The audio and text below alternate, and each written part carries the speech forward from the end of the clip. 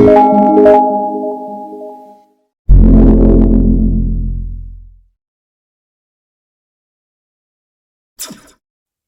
تورات یا انبیاء کو منسوخ کرنے نہیں بلکہ پورا کرنے آیا ہوں۔ مسیح میں میرے عزیزو، خوشپر سے زباریہ کنزا کا آپ سب کو سلام۔ 14 جون بدھ کا دن۔ ہمارے لیے آج کی تلاوت مقدس متی کی انجیل، اس کا 5واں باب 17 آیت سے لے کر 19 آیت تک۔ یہ خیال مت کرو کہ میں تورات یا صحائف انبیاء کو منسوخ کرنے آیا ہوں۔ منسوخ کرنے کو نہیں بلکہ پورا کرنے کو آیا ہوں، کیونکہ میں تم سے سچ کہتا ہوں کہ جب تک آسمان اور زمین ٹل نہ جائیں، شریعت کا ایک نقطہ یا ایک شوشہ ہرگز نہ ٹلے گا، جب تک سب کچھ پورا نہ ہو جائے۔ بس جو کوئی ان چھوٹے سے چھوٹے حکموں میں سے ایک کو منسوخ کرے اور ایسا ہی لوگوں کو سکھائے، وہ آسمان کی بادشاہی میں سب سے چھوٹا کہلائے گا، لیکن جو عمل کرے اور سکھائے وہی آسمان کی بادشاہی میں بڑا کہلائے گا۔ پاک کلام کے پڑھے اور سنے جانے پر خداوند کی خاص برکت ہو۔ خدا کا شکر ہو، آمین۔ باپ اور بیٹے اور روح القدس کے نام سے آمین۔ خوشپور سے ایرک سلویسٹر آج کی تلاوتوں پر دھیان و گیان کے ساتھ آپ کی خدمت میں حاضر ہے۔ عزیز مومنین، آج کی پہلی تلاوت مقدس پالوس رسول کے کرنتیوں کے نام دوسرے خط کے 3 باب سے لی گئی ہے۔ مقدس پالوس رسول کرنتس کی کلیسیا کو کہتا ہے کہ ہمارا خط جو ہمارے دل پر لکھا ہوا ہے وہ تم ہی ہو۔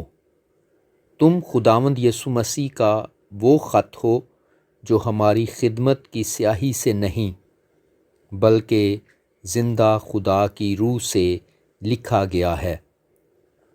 مقدس پالوس رسول روح اور بدن اور یسوع مسیح اور شریعت کا موازنہ کرتا ہے۔ بدن فانی ہے مگر روح غیر فانی ہے۔ عزیز مومنین، مقدس پالوس رسول کا خدا پر کامل بھروسہ بھی آج کی تلاوت میں نمایاں ہے۔ وہ کیسی خوبصورت بات کرتا ہے کہ ہماری قابلیت خدا کی طرف سے ہے۔ اگر ہم اپنے سماج میں نظر دوڑائیں تو بعض لوگ یا تو دکھاوے کے لیے کام کرتے ہیں یا کسی ڈر یا خوف کی وجہ سے۔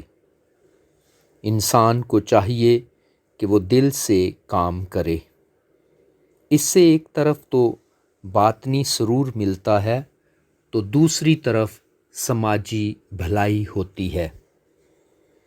ہمیں کام خدا کی خوشنودی کے لیے کرنا چاہیے۔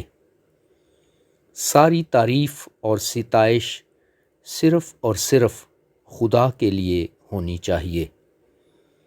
ہمیں اپنی قابلیت پر نہیں بلکہ خدا کی پروردگاری اور شفقت پر بھروسہ رکھنا چاہیے۔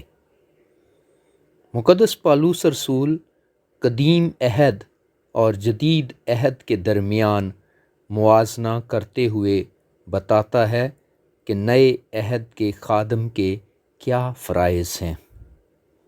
اس لیے ہم سے جو بھی اچھا کام ہو اس کے لیے خدا کی تمجید کرنی چاہیے۔ انسان خدا کے فضل ہی سے بہترین ہو سکتا ہے۔ مقدس پالوس رسول یہ ثابت کرتا ہے کہ خوشخبری شریعت سے افضل ہے۔ خوشخبری راست بازی عطا کرتی ہے۔ شریعت تو مٹ جانے والی چیز ہے، جبکہ خوشخبری باقی رہے گی۔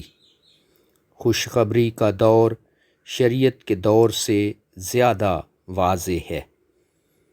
اس لیے خدا کے خادمین کو چاہیے کہ وہ اچھا بولیں اور وضاحت سے بتائیں۔ عزیز مومنین، آج کی خوشخبری مقدس متی کے مطابق انجیل کے 5ویں باب سے لی گئی ہے۔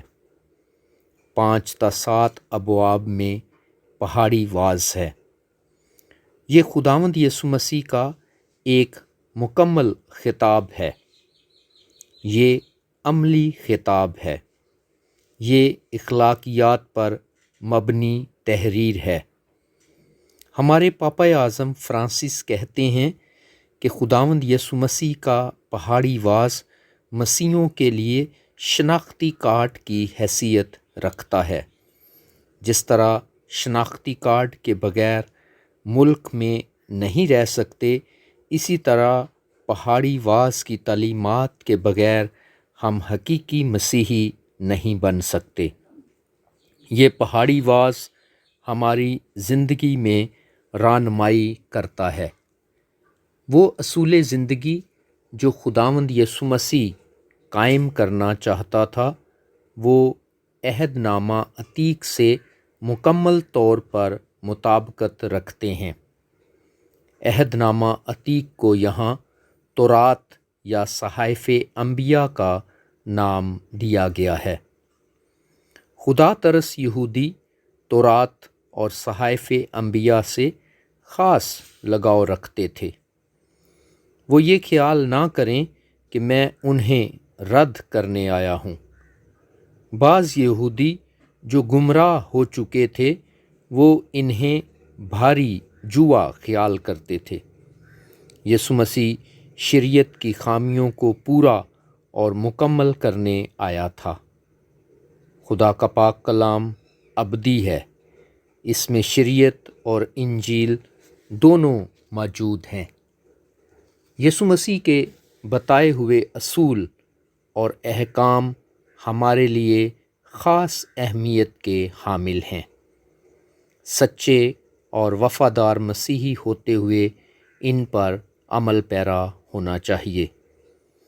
خداوند یسوع مسیح کی کلیسیا میں وہ لوگ اہم اور باعزت ہوں گے جو خود بھی نیکی کے کام کرتے ہیں اور دوسروں کو بھی نیکی کرنے کی تعلیم دیتے اور تلقین کرتے ہیں۔ ایسے لوگ ہی آسمان کی بادشاہی میں بڑے ہوں گے۔